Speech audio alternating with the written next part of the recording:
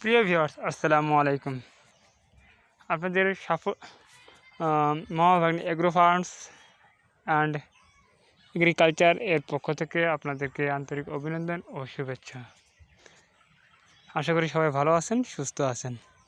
আজকে এই মুহূর্তে আপনাদেরকে আমি দেখাবো যে মহাভাগ্না এগ্রো ফার্মস অ্যান্ড এগ্রিকালচার এ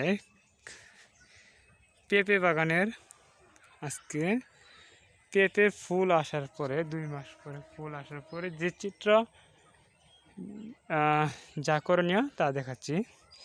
এই যে দেখতে পাচ্ছেন মাটিগুলা খোঁড়া, মাটি তুলে দেওয়া আছে বিটিতে প্রত্যেকটা গাছে গোড়ায়।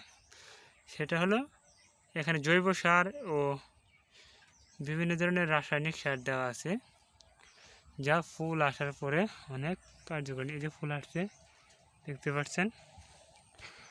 তারপরে এখানে অতিরিক্ত গাছ, যেটা পুরুষ গাছ ছিল সেটা কেটে ফেলেছি।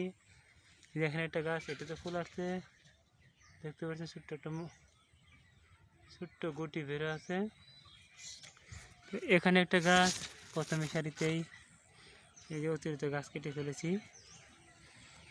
তো আসলে এইভাবে প্রত্যেকটা গাছের গোড়ায় মাটি দিয়ে তুলে দিয়েছি।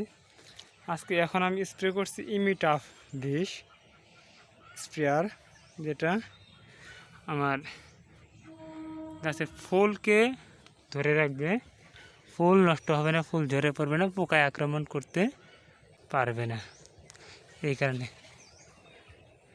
এখানে একটা এই গাছটা দেখতে পাচ্ছেন, মাশাআল্লাহ অনেক মোটা হয়েছে, শক্তিশালী হয়েছে। এটা তো ভিতর থেকে দেখা যাচ্ছে ফুল আসছে, মাশাআল্লাহ। এখানে একটা গাছ দেখতে পাচ্ছেন,